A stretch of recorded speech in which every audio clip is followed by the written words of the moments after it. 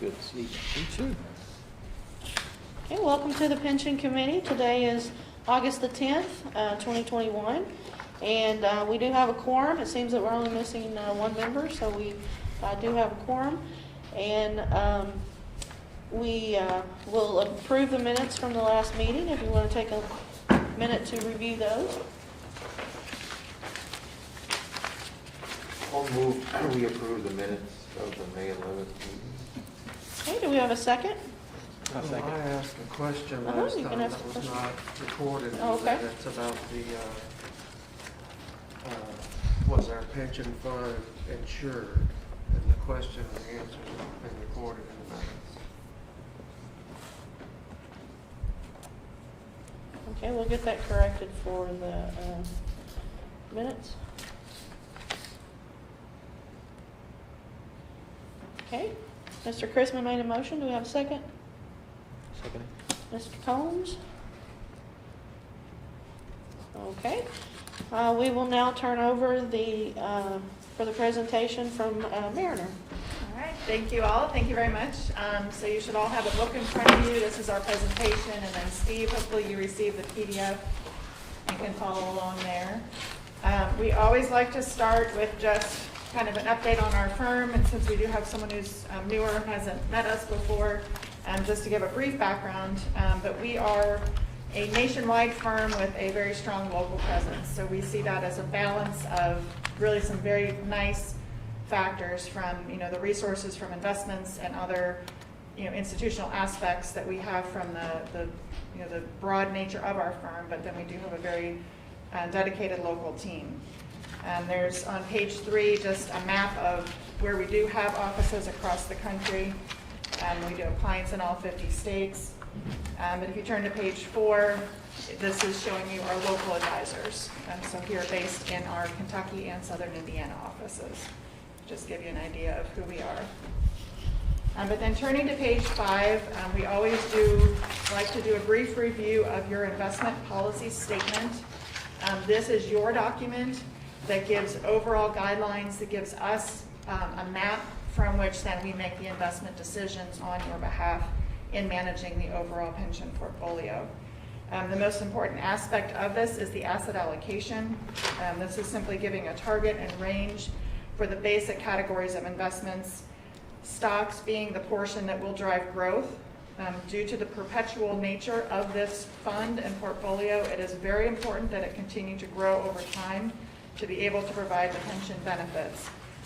So we are operating in a range of 50 to 80% of the total portfolio being in stocks to give growth.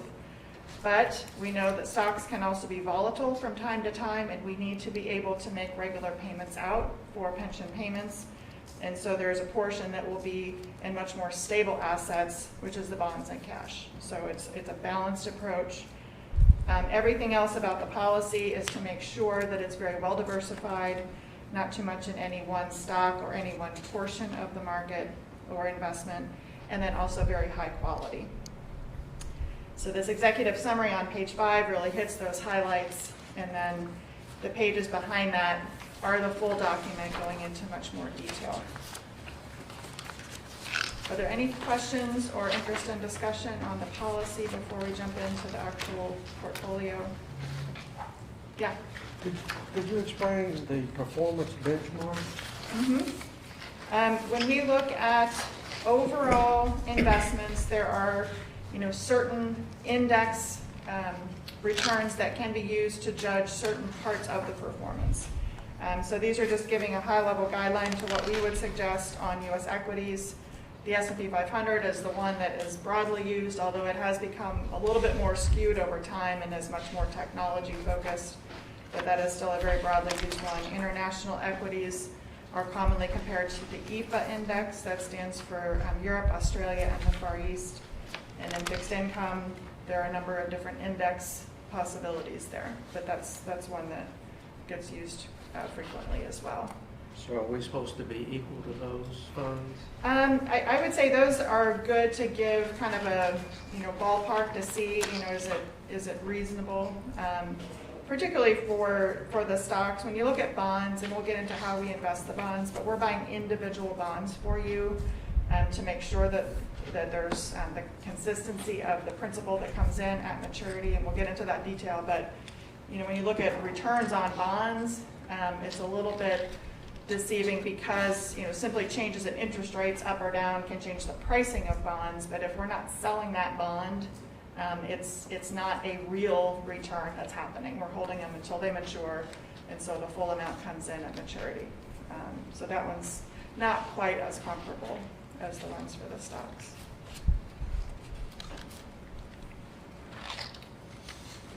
So are we meeting our performance benchmark? Well, we can take a look at that when we get into the next section. So we'll go ahead and move into that if that's okay. Sure. So if we skip past the pages, so those in the room, if you go past the next tab, we get into the overall market returns. So here on page 17 and 18 is where we are showing you those high-level benchmarks for the stocks. We don't have a chart like this for the bonds, but again, I would say that's a little bit different in terms of how those are compared. But here for 2020 on page 17, to show just what was the pattern for investments in the market. As we know, we had the pandemic that hit last March, and so that led to a very sharp drop really across the board. So you see all different kinds of stocks drop pretty significantly, and then the recovery from that happened much more quickly than most people would have expected. But it's an important reminder, as we've said, that the stock market is always a forward-looking mechanism. And so the market was really factoring in the fact that, yes, as awful as this pandemic was and continues to be, it is something that is a transitory thing, and the market was looking ahead to what was next. And so we did get back into positive territory last year. And so that was at differing levels. You can see for the Russell 2000 being small cap ended up being the highest. International ended up being the lowest at 8.3%. But across the board ended up being positive for the year.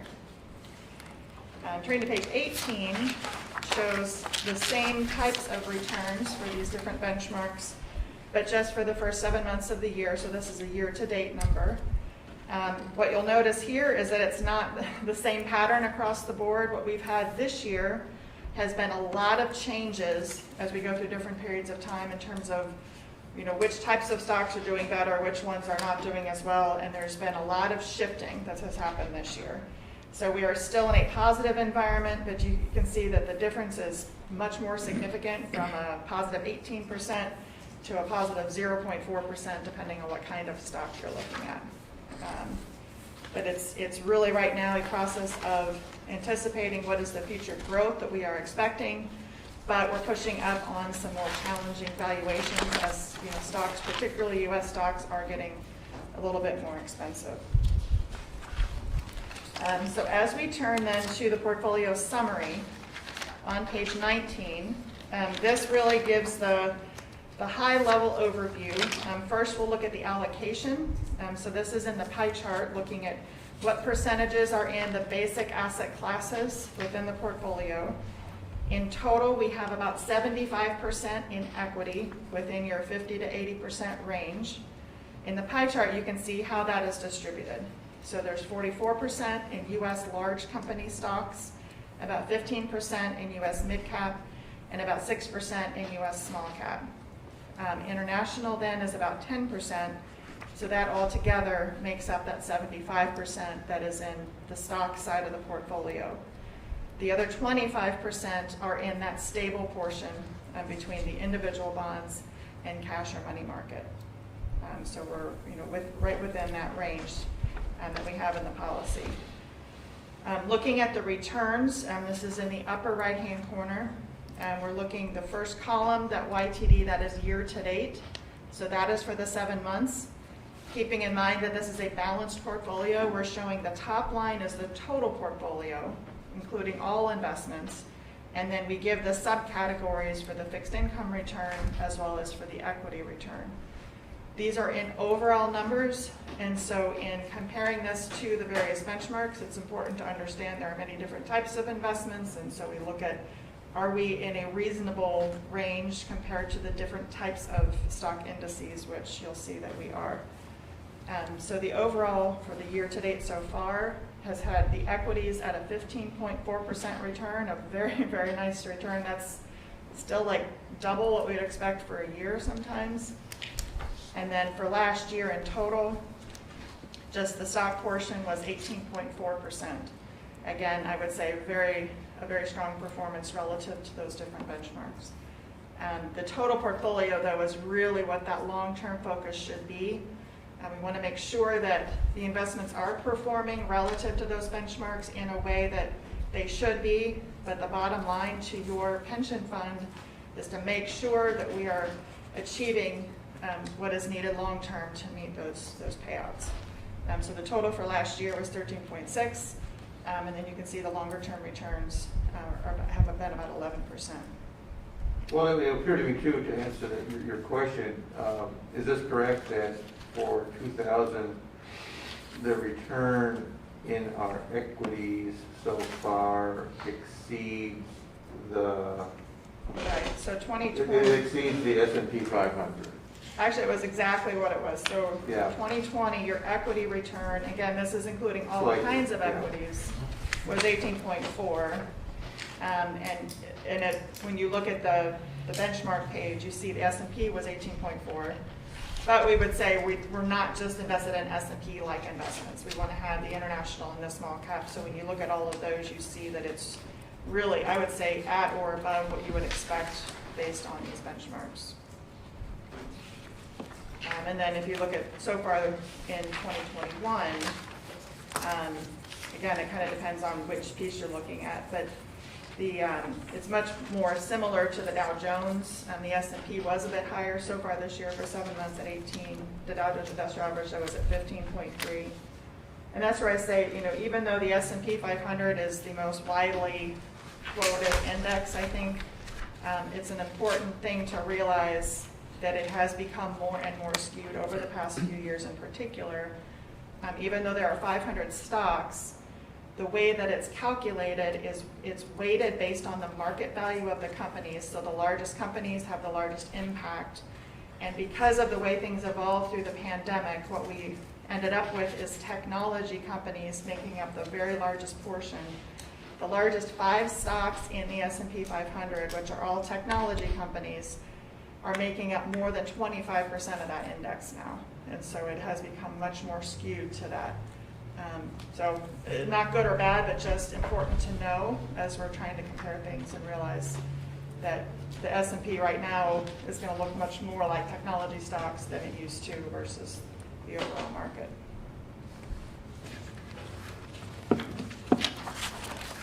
So then one other way to look at just kind of how things have flowed, and we have a new reporting system, so we have a few things that are a little different in this versus what our older reports have looked like. But on page 20 is just an activity summary, and this is just showing so far this year, the prior calendar year and the calendar year before that, if you're interested, just to see kind of how the flows. So the market value at the beginning of that period, the net cash flows, which are, oh, your question? Yeah, so if I'm reading this right, on January 1, 2019, we had $12.2 million.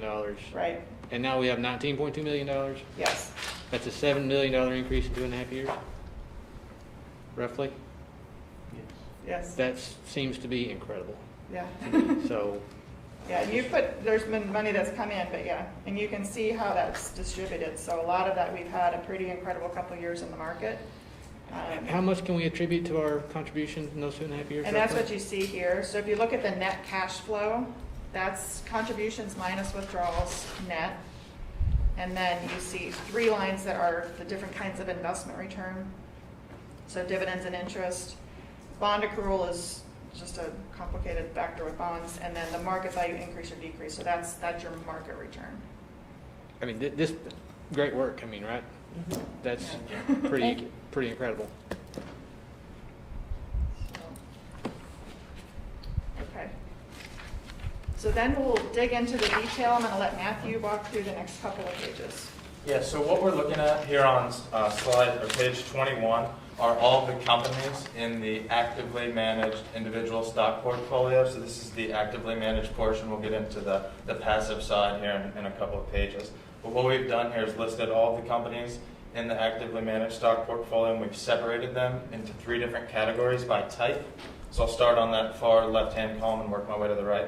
On the far left-hand column, this is going to be what we would call the stable core of your stock portfolio. So all companies that are either paying a high dividend yield or they're consistently growing their dividend. They're also going to have a lower beta, or they'll be less volatile when compared to the market. The center column is going to be the more cyclical group of stocks that will tend to be more opportunistic and fluctuate with the business cycle. And then the farther right-hand side is going to be the higher growth and faster growing companies that are of that nature, either because of the industry that they're in or their business model. But the main focus on this page here is the nice balance we have between all 3 categories, and we will make strategic adjustments to our weighting in any one category just based on what we're seeing in the market or where we are in the business cycle.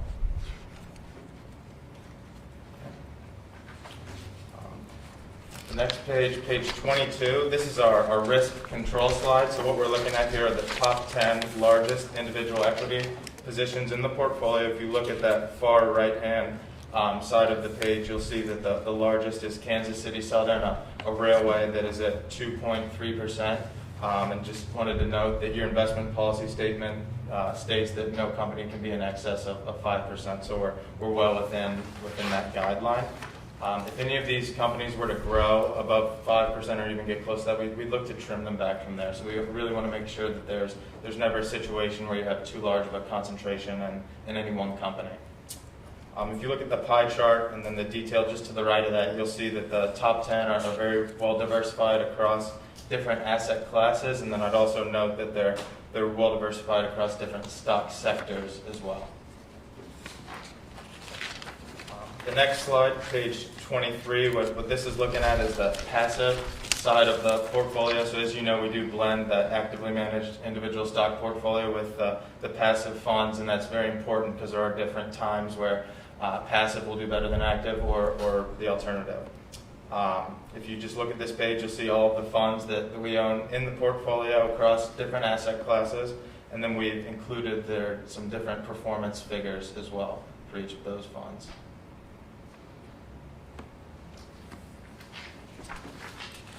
And then the next page is the last page of the detail with the stock portfolio, or with the portfolio, but what we're looking at here is a review of the bonds. And as Pam mentioned, the bonds are going to be a very important piece of your portfolio, and what they're going to do is act as a buffer against volatility as we see it in the market. Because of that, we don't take any unnecessary risks. So you're invested in all very high quality individual bonds. And what this pie chart here is showing us is the laddered nature of the maturity groupings within the bond portfolio. So there will be bonds coming to maturity at set different points in time, and as those bonds do come to maturity, we will be evaluating where interest rates are currently at and then redeploying that capital accordingly from there. So am I reading this chart right? Within the next 30 to 60 days, $150,000 worth of bonds is coming mature? That is correct. And you see the biggest piece is 1 to 5 years. That would be, if we had it, 1 year, 2 year, 3 year, 4 year, it's going to be very staggered as well. So then in the last section, starting on page 26, is just an update on a handful of economic data points that we're watching. The pandemic and COVID really does seem to be a driver of so many things. So this is a slightly dated chart from June. As we know, things have started to pick up a little bit more. But looking on the left at just the dramatic drop that we had seen in just the confirmed cases as well as the fatalities. But even more importantly, really, is just the immunity, the progress towards herd immunity, whether it's from people being vaccinated or from being infected and therefore having the immunity, and seeing how that has improved. As we all know, just from hearing the news, we are kind of in a new surge, and so we're waiting to see how that plays out. It does seem that there's a resiliency, certainly, within the U.S. and in the economy, and a lot of creativity as businesses and entities learned how to operate within this. Here we are, in a room, we're figuring it out. So I think that's all very encouraging from an economic standpoint, from a market standpoint, but it will, of course, be a very important factor to continue to watch. Page 27, we talk a lot about, the economic growth, which is, when we talk about the economy, it's GDP, and that's very different from the stock market. But when we're looking at the economy, I thought it might be interesting to show everyone, what are the components of that? So when you look on the right-hand side, it's looking at the percentages that come from different areas. You see 68% of GDP comes from consumption. And so it is very much about consumers, how they're feeling about their future, how their incomes are going, are they employed, and all of those factors. On the left, you see the trajectory of growth that we've had. This was updated through the first quarter. We're not quite back to where we were on an absolute dollar level for GDP, but you can see the growth rate has certainly come back, and we're getting very close to where we were prior to things shutting down last year. But with that emphasis on consumption, I guess to show why we focus so much on the things that affect consumers. So we have a few other pieces that take a look at that. On page 28 is just a look at the unemployment rate. You see again how it spiked last year as we had the shutdown. It has been continuing to improve. We had another positive report here last week. The unemployment rate is now down to 5.4%. We hear more and more stories about companies having a hard time finding workers. That there's other data and metrics out there about the number of jobs available versus the number of people actually looking for a job. And so we're getting much more to a situation where people who want to find a job can. It's just there's kind of a lingering bit, but 5.4% is actually not a bad unemployment rate for sure. And then page 29 is there's multiple ways to look at consumer confidence. That's kind of a fuzzy number to try to get our arms around, but this is one that's based on the ease of finding jobs. It's a particular index that there's a survey that asks people how they feel about, is it easy to find a job or hard to find a job? And so just looking at the direction of this goes all the way back to 1975 to put it in perspective. And you can see we are back at a high point in terms of if someone isn't working, it's more likely that it's because they don't want to be working versus the people who are trying to find a job are having a much easier time with that. And that's a tremendous factor adding to the confidence of consumers and therefore the likelihood that they will continue doing things that drive economic growth. Another important factor is always interest rates on page 30. This is just looking at the 10-year Treasury bond yield, which is kind of a benchmark for longer-term interest rates.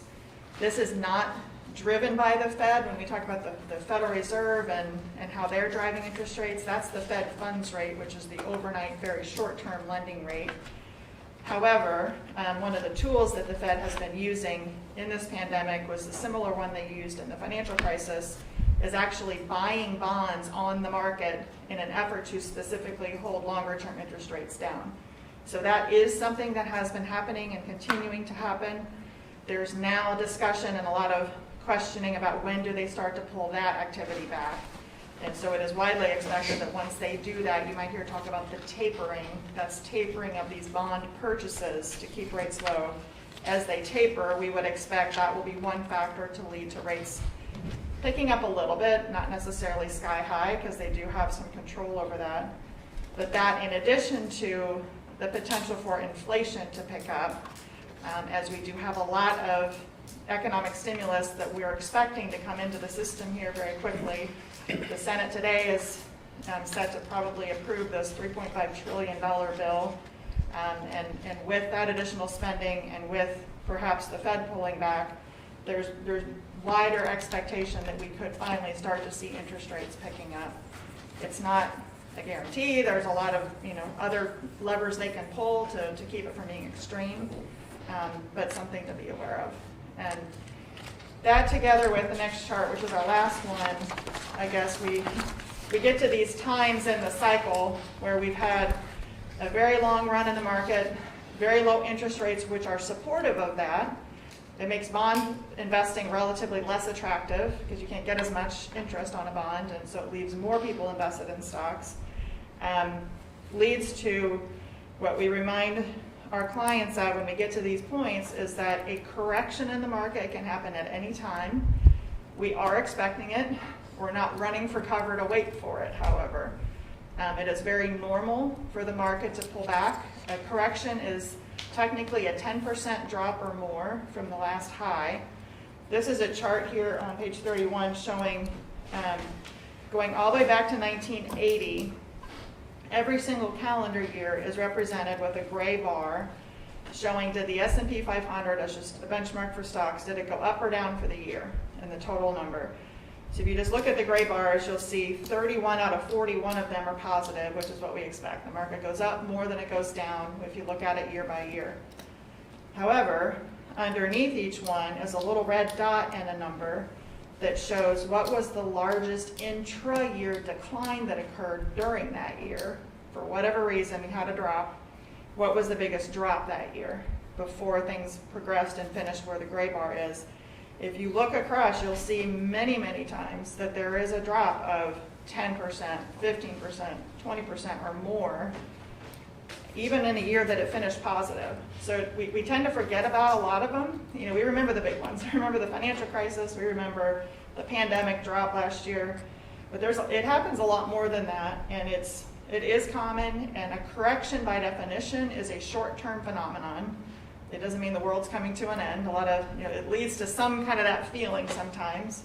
It's always a reaction to something, and then traders say, okay, this is it, and we start selling, and it gets down to a level that they say, oh, this is a great deal, let's start buying, and it goes back up.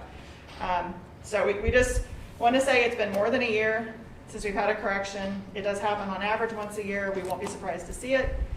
But, with all the positive momentum that we have right now in the economy and all these other factors, it could be a while. We could see another 10% up before the 10% down, which is why we don't just pull out and wait for it, because we miss a whole lot of opportunity in doing that.